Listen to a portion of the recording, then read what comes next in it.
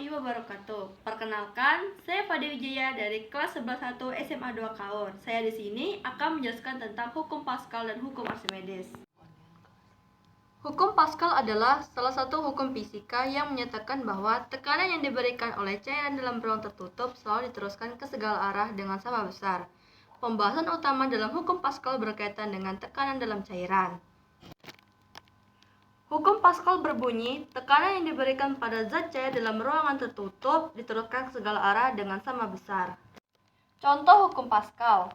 Selain pompa hidrolik yang telah disebutkan sebelumnya, contoh hukum Pascal yang lain adalah pompa air.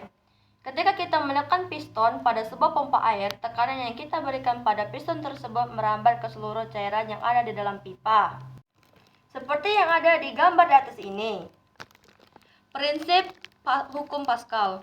Prinsip ini pertama kali diutarakan oleh ilmuwan Prancis Blaise Pascal. Tekanan sama dengan gaya dibagi dengan luas area yang dikenainya.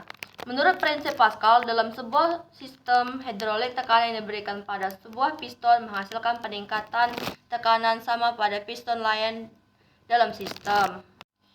Manfaat hukum Pascal di kehidupan sehari-hari. Cara kerjanya adalah ketika pengisap kecil diberi gaya tekan, gaya itu akan dilanjutkan fluida atau dalam kurung minyak di dalam pompa. Jadi, dengan hukum tersebut, minyak di dalam dongkrak akan menghasilkan gaya angkat di pengisap besar sehingga mampu mengangkat beban di atasnya.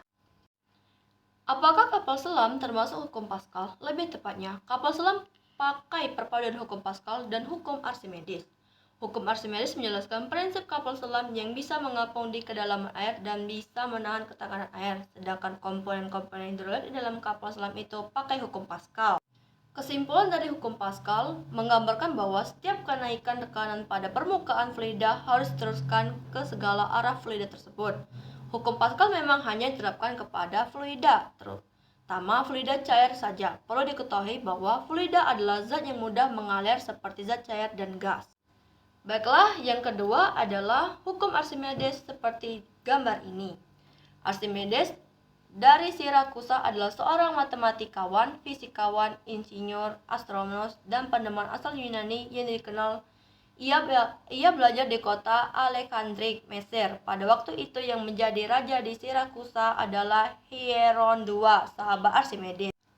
Bunyi hukum Archimedes, jika benda dicelupkan pada suatu zat cair, maka benda itu akan mendapatkan gaya tekan ke atas, disebut gaya Archimedes, yang besarnya sama dengan gaya berat yang dipindahkan.